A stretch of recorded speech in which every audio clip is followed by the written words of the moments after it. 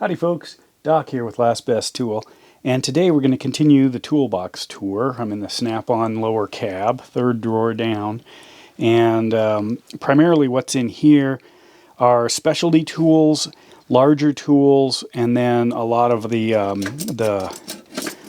longer pliers, Cobras, Channellocks, Plier Wrench, etc. I do have a large pair of pliers. In fact, this guy right here, which I think is kind of funny compared to my smallest pair of pliers. But what I've got is a giant Blue Point set of tongue and groove pliers, basically eating this small little Knipex Cobra. Basically, these larger pliers like this, got a couple other different kinds, don't live in the drawer. They're just too big. They're going to take up way too much room. I used to keep them in here till I started filling it out a little bit more, and then I decided time to hang these on the wall with the rest of my tool trophies. So let's jump into the drawer here. What I've got essentially are most of my adjustable wrenches live on this side. I do have one 15-inch Craftsman. I have had this thing for like, I don't know, 30 years almost. It's actually when Craftsman, I think, was a lot better than it is now. I'm having some trouble with it. But anyway, I mostly use that for plumbing. I do have a couple other large ones. I've got a large Wright adjustable that I keep out in the garage for those tasks. These small little guys here, this is a Blue Point, this is a Crescent, but it's the USA made Crescent, and then this one here is also a Crescent, but USA made. Those are the only ones to get. I think I told the story earlier of I picked up one of these at a hardware store when I needed another small one, and it just was terrible, awful, horrible. And I ended up picking up the Blue Point because I needed a good solid small one, and this was my original, and it's pretty beat up and bent and needs, it's getting close to retirement. But when I got the Crescent, it just didn't work well. I couldn't move the adjustment easily. This one isn't perfect. The Blue Point is actually really nice, but you're looking at, I don't know, $10 for one of these, and I think this is probably close to 20 now. But anyway, I called Crescent. I said, this sucks. They said, does it say USA on it? I said, no. They said, oh, we'll get you a USA made one right away. And then they said, wait, we can't because we're back ordered. We'll send you one as soon as they're available. And it was several weeks, but anyway, showed up in the mail. And I think I donated my non-USA made one. But this Blue Point's really nice. And one of the things I like about some of the newer adjustables is the jaw size. People aren't scared of making adjustable wrenches with great big jaws, like this Snap-on. They make one of these now with a large jaw, but look at that. So I've got almost the same jaw size with those two sized wrenches. Obviously, these are not high torque tools. They never were designed that way. They're a convenience tool or a holding tool. I mean, this one you can reef on pretty hard. It's got some substance to it, but still, use the right tool for the job. This is actually one of my favorites. This is kind of a go-to if I'm building a kit for a trip or something. I grab it. This is also the wide mouth, a little bit bigger. They make both the standard mouth and the wide mouth, and for these kinds of things, I always like the wide mouth. They're kind of pricey. One option over here is this Channellock version that does have a pretty good mouth on it. It's a very similar form factor here. And when I looked at this a little closer, this is their code blue, they call this. I'm not sure if that's quite the meaning they want. That's usually when somebody's dying. But this says Spain, made in Spain. This one here says made in Sweden. This one here, made in Sweden. But this little guy here, made in Spain. So Spain must be the hot place to make Spain and Sweden make these kinds of tools.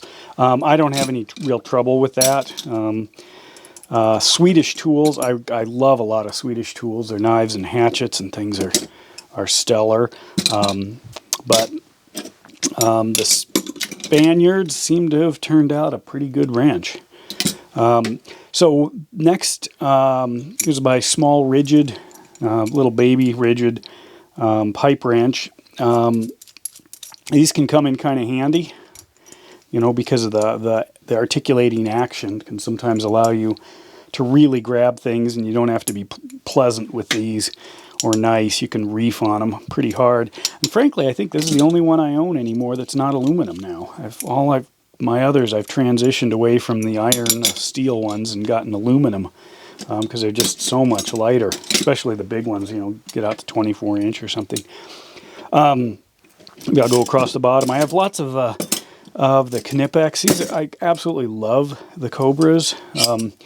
Amazing and way better than a lot of the knockoffs that on the surface kind of look like these things. So I have different sizes. And then I've gotten most recently the small one. It actually is surprisingly effective.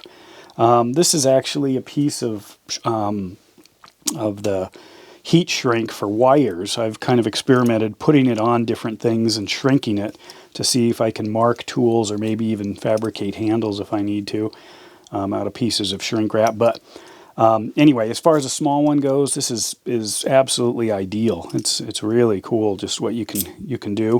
They had to get rid of the button when they went with this small profile, and one of the concerns I had, you know, was this sliding mechanism going to hold?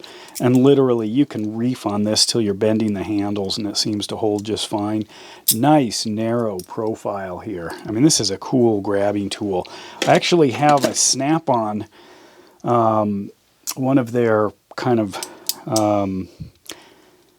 vice grip type pliers, but I got it because it had a very narrow beak on it. I didn't want the standard fatter one. Even these small actual vice grip ones, you know, was quite a bit bigger, because a lot of times that's this little tiny jaw is exactly what I need to get not only flush up against something, but also just the precision, just to be able to hold on to something. You know, maybe if you can just barely get a bite in it. And the fatter the jaws, the more likely they are to roll. That's one of the concerns always with a plier like this, which is why Channellock has developed this kind of encased way of supporting the plier so the roll is minimized between the jaws, because lesser pliers, you can just spin them off of things or they'll snap or go sideways. But anyway, well worth it, a little on the pricey side. I don't know why so expensive. Maybe it's a supply demand because they seem to be sold out quite often. This is still excellent. Definitely a plier size that comes in super handy. A lot of people kept these kind of as their mechanics EDC plier, and now they've transitioned to this one. This is not quite as helpful. It's almost like a mini ignition channel lock. I find this thing, it doesn't seem to hold very well. Because these are next to each other, it does splay some and doesn't hold on quite as good as I think things should. But it comes in handy. It's a little guy, tiny jaws. I mean, it's hard to, oops, no button on this, hard to compete, you know, with that. And they're also basically a parallel jaw. They don't have any fancy stuff for grabbing bolts or holding still, or, you know, the usual the usual Knipex where you clip it onto something and then push with one hand, and you can stand on that and it's not going to come undone. Various sizes of these guys. They make a few different ways of adjusting. These are this black one here. This is a little bit smaller in jaw profile compared to the newer designs, and you can see just comparing these that they have gone to a much finer tooth mechanism here. It just drops that down so smooth. And then, You can see this one, a little cruder, but plenty good. And then this was the crudest of them all. But there's really, this is a narrower profile, and there's no way that this is going to lose a spring or anything. It's all integrated. These are real easy. You can pop that spring or pop that screw out, take this out. The spring is actually this little piece of metal right here. You can lube them up if they get dirty. I do have one that this whole thing popped off, and it's kind of hard to push, but I don't know if that one's still in here. But anyway, that one still works fine. They're also called water pump pliers, and I do use them that when I do irrigation stuff and sprinklers, which around the homestead we certainly do. These are standard, kind of the classic Channellocks, a couple different sizes. I do have one large pair in here. Sometimes they just are harder to use to get them lined up where you want. It's kind of you have to fight a little with them because I'm so used to the Knipex. And I know Knipex makes some great big ones, so I might spring for a pair of those big ones here soon. I'll see. Similar to the Cobras, Knipex makes a plier wrench, and it's actually a completely different animal. This particular thing, the jaws stay parallel, and there is a leverage mechanism here, cantilever. So as I squeeze down, even though these are parallel, it cinches up tight. So the grip here is amplified by this, or levered by this lever here. So leverage is tremendous. Being able to hold on to something really tight. And then this would actually kind of take the place of something like this, where you've got that parallel jaw set. And then you can just release your grip and rock it forward, crunch down, release your grip, and it'll rock forward, versus this where you'd have to loosen it each time and kind of do that little adjustable wrench dance we all do, trying to move this thing back and forth. And anyway, these are incredible. They come in a handful of different sizes. I've got 3 here. The smallest one they make is this guy, and that's still plenty big to hang on to a pretty good size nut. And I've kind of stress tested these, and I didn't find any problem. I think they're stronger than my hand. And then, of course, when you move up to something like this, it is definitely stronger than my hand. But you can see just a super fast way of locking onto a bolt, and then that extra little bit, you do it with the mouth open, and then crunch down and go to town on it. They are kind of a little bit more of a special purpose compared to something like this. So they're 2 different animals.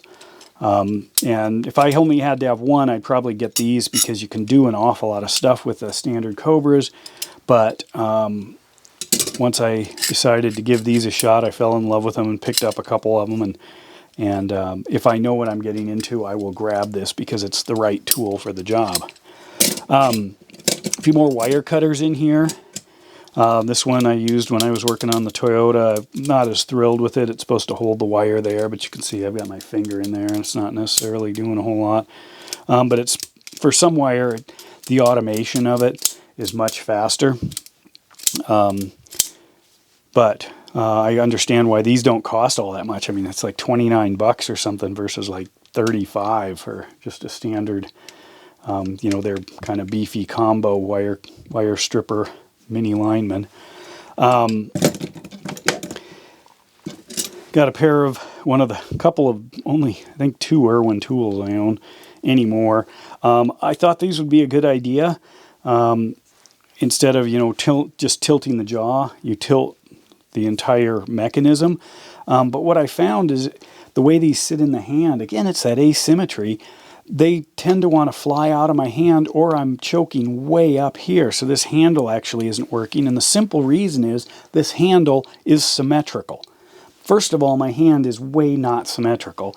Second, when I'm holding this to use, I'm even more asymmetrical than just using a regular pair of pliers, simply because of the spring mechanism here. It's actually rotating the plier in my hand. And because of that, these are really kind of hard to hang on to. And if they're for precision work, especially, you know, in a corner or somewhere that's hard to reach, having this weird handle and a strong spring mechanism that causes this to want to rotate in your hand makes things even more difficult. So they don't get out much, but when they do, you know, they do come in handy. And they're the, you know, the German-made. I don't know who built these. I can see that they're exploring maybe some kind of nut grabbing in here, but the problem with that is that they just are not designed for doing that kind of a turn. It's like an add-on there. I don't know what else you do with that shape besides wedge of bolting. It's almost like a 12-point, and it's right over the mild cutting jaws there. The knives aren't that great. It's got a couple of little strippers right here, standard kind of thick needle nose, very Klein-like. And if I've got a Klein, one of the thicker Kleins, very similar in profile, and I actually like this kind of heavy beak on the Klein. But anyway, that's what that is all about. I've also another pair of large Klein dikes. One of these crazy things. This is actually, I think this is a Crescent tool. What's good about these is this overall spacing. You can actually get these into a small area, whereas if you use a really kind of a long pair of, here's one, this is a little longer, a long beak there, when it opens up, you know, I might have these handles in the way, trying to get the thing open. So that's where these cantilever ones come in. You can see just how low profile that is compared to the standard long reach. And then if I have long handles, kind of the opposite, and stick the beaks way out at the end, you know, I've got huge swing here, and in fact it might be this spacing right here that actually is causing the problem. So these can come in handy. I've seen real cheap ones and decent ones. These Crescents have landed in my toolbox. I had some kind of cheap ones, got in a set that ended up just not being that strong, not being that reliable. But that's where they live, is in here. Got a couple of snap ring pliers in here. I did order one of the snap-on new kind of push button ones, or new to me anyway. So I'll be comparing that to some of the other snap ring pliers that I have. Down here, that's just some SAE or fractional hex drivers, snap-ons live there, and that's because sometimes that's what I need, believe it or not, of the metrics, and they are often, you know, in association with these kinds of wrenches, because that's why I'm grabbing this, you know, instead of a snap-on spanner. I'm getting an adjustable something or other, and generally that's because that's because it's either not a real good fastener or it's not metric. Anyway, a few more linemans. This small Klein, it's pretty stiff, unfortunately, for a little guy here, but it's a crimping needle nose. I don't use that one a whole lot, and I've got a couple more linemans in here, spring-loaded, and that's when we do some work. I sometimes will, if I'm hiring folks or if I've got a team helping me out, I usually want to supply good tools. And, you know, if we're doing fencing work, that's actually where we use more things like this. We don't do the rebar stuff. Fencing, nail pulling, some deconstruction work on old buildings, things like that. Those come in handy. Another pair, I kind of went through testing out some of the differences of these various Kleins, kind of as a hobby, just to see which ones I like and what the differences are. It's a way of teaching myself, too, about the tools, and using them is the fun, remember? And then I've got some small vice grips over here. I use the smaller ones more than the large ones. Larger ones are actually out in the garage or in car